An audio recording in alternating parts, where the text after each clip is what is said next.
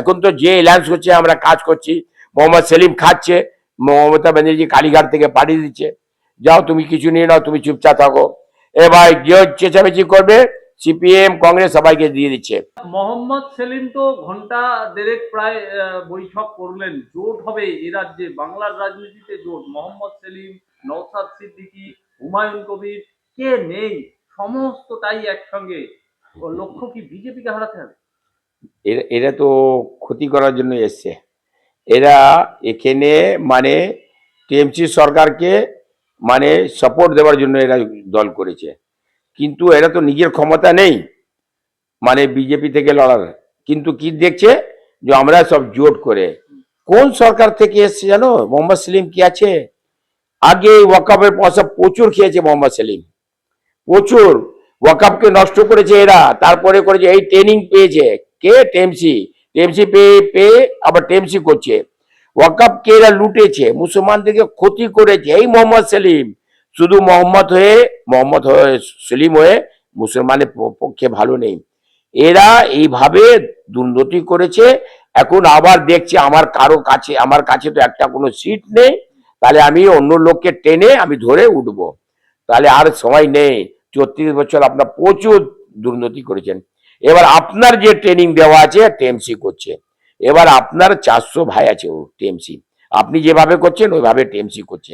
তাহলে কোথায় আপনারা জোট করে কি করবেন?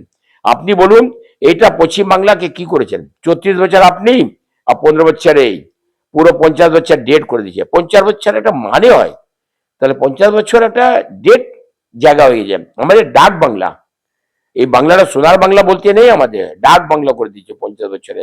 তাহলে আমরা চাই ডবল ইঞ্জিন সরকার যদি হয় তো এটা সোনার বাংলা নিশ্চয়ই হয়ে যাবে। মোহাম্মদ সেলিম বলছেন যে এত বড় জোট হচ্ছে তার কারণ হচ্ছে বিজেপিকে হারাতেই হবে, কারণ হচ্ছে সাম্প্রদায়িক। জানে তো বিজেপি আসলে আমাদেরকে জেলে ঢুকিয়ে দেবে। টিএমসি জানে বিজেপি আসলে জেলে ঢুকিয়ে দেবে, জেল তৈরি করেছে এখানে, জানে জেলে ঢুকিয়ে দেবো। তাহলে বিজেপিকে আনো না, যে কোনো আমরা চোর চোর ভাই ভাই, আমরা চুরি করেছি, টুপি পরিয়েছি, এবার টিএমসি করেছে, বিজেপি যদি চলে আসে তাহলে সবাইকে জেল ভরে দেবে। তো জেলের জন্য, ভয়ের জন্য এরা চাইছে না যে বিজেপি আসুক। কিন্তু এবার বিজেপি আসবে তো আসবে, আমি বলে দিচ্ছি একটা। হুমায়ুন কবির আজকে এত বড় জনসমাবেশ করলেন, এত এত ভিড় মানুষজন, করুক, অনেক ভিড় হয়। এর আগে তো ব্রিগেডে মানে যখন বুদ্ধিদেব করেছিল 2011-তে অনেক বড় জামাত হয়েছিল, এর থেকে বেশি কোনো জামাত আমি দেখিনি। তাহলে ভোট কি পেয়েছো? ভোট কিছু পাওনি। তাহলে জামাত করলে ভোট যদি পেয়ে যাও তাহলে ওটা না, ভোটের আলাদা থাকে, ভোটের ব্যাপারে আলাদা কে। ভোটের মানুষের উন্নতির জন্য হয়, উন্নয়ন জন্য হয়। ভোট যদি বক্তা দিয়ে হয় ভোট না, বক্তা দিয়ে জামাত দেখিয়ে ভোট হয় না। সিন্ডিকেটের জামাত ওটা অনেক হয়, তাহলে ওটা দিয়ে ভোট হয় কি মানুষ উন্নতি, কি উন্নতি করেছে, কি উন্নয়ন করেছো তুমি।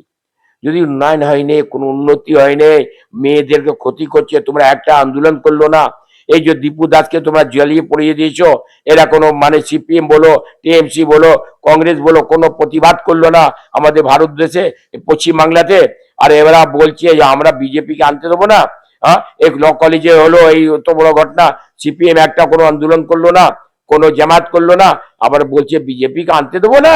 আবার আরজি কালে হলো এই ঘটনাটা, আরজি কালে কিছু বললো না, তাহলে বলছি বিজেপিকে আনতে দেবো না। এরা চাইছে যে বিজেপি আসুক না, আসলে আমাদের তো 2 নম্বর কাজ করতে পারবো না। এখন তো যে অ্যালায়েন্স হচ্ছে আমরা কাজ করছি। মোহাম্মদ সেলিম খাচ্ছে, মমতা ব্যানার্জি কালীঘাট থেকে পাঠিয়ে দিচ্ছে, যাও তুমি কিছু নিয়ে নাও, তুমি চুপচাপ থাকো। এবার যে চেঁচামেচি করবে সিপিএম কংগ্রেস সবাইকে দিয়ে দিচ্ছে, জানে দুর্নীতির পয়সা প্রচুর আছে, এই পয়সা নিয়ে আমরা সবাই বাটে আমরা হিসাব করে খাচ্ছি। বিজেপি যদি চলে আসে তারা খেতে দেবে না খাবে, তাহলে আমরা কোথায় যাব? আমরা তো এই 2 নম্বর খেয়ে খেয়ে অভ্যাস হয়ে গেছি। তো অভ্যাস হয়ে গেছি, এটা 2 নম্বর করে পয়সাটা অভাব করে নিচ্ছি, এটা তো আমাদের ধরা পড়বে। এই কারণে এরা চাইছে যে বিজেপি না আসুক। হুমায়ুন কবির বলছেন যে ভোট দিন, বাবরি তো হবেই। তো মসজিদ, বাবরি মসজিদ আর এই মানে জগন্নাথ মন্দির, এটা রাজনীতি করে কোথায়? এই শাসক দল করছে, বিজেপি করে না। বিজেপি কোনো জায়গায় দেখছেন? এখানে পশ্চিমবাংলাতে এখন রাজ্যসভা এখন মিটিং হবে, এখন আমাদের ইলেকশন হবে, হ্যাঁ, বিধানসভাতে কোনো জায়গায় দেখছেন যে মন্দির করেছে বিজেপি? কি বিজেপিতে সনাতন নেই? বিজেপিতে মুসলমান নেই? মুসলমান কোনো জায়গায় মসজিদ করেছে? নেই।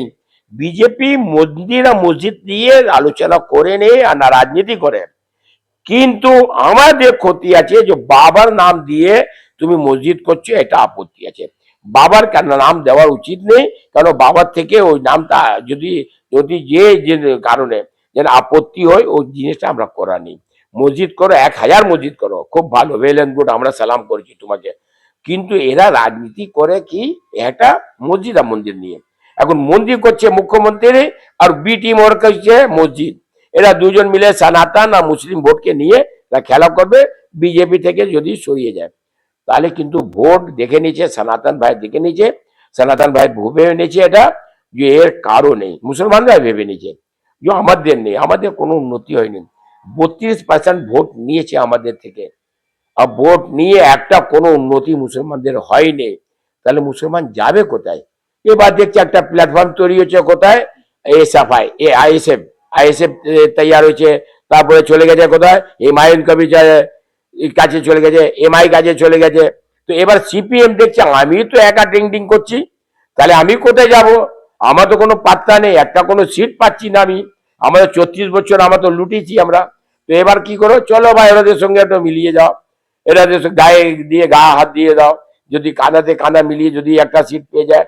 এটা ভুল করবেন না, সিপিএম একটা সিট পাবে না, হুমায়ুন কবির পাবে না।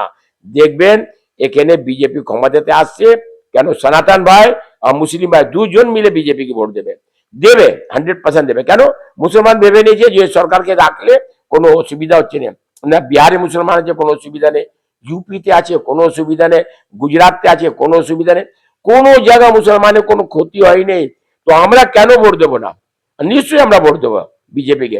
বিজেপি আনতে হবে এখানে, ডবল ইঞ্জিন সরকার যে জায়গা আছে, একটা মামুলি জায়গাতে বিহার ওখানে ডেভেলপ হয়ে গেছে, উড়িষ্যা মামুলি জায়গা ডেভেলপ হয়ে গেছে, আমরা ডেভেলপ হচ্ছে না। তার কারণ আমাদের ডবল ইঞ্জিন সরকার নেই, আমাদের রাজ্য সরকার চোর সরকার, নিজের পকেট ভরছে।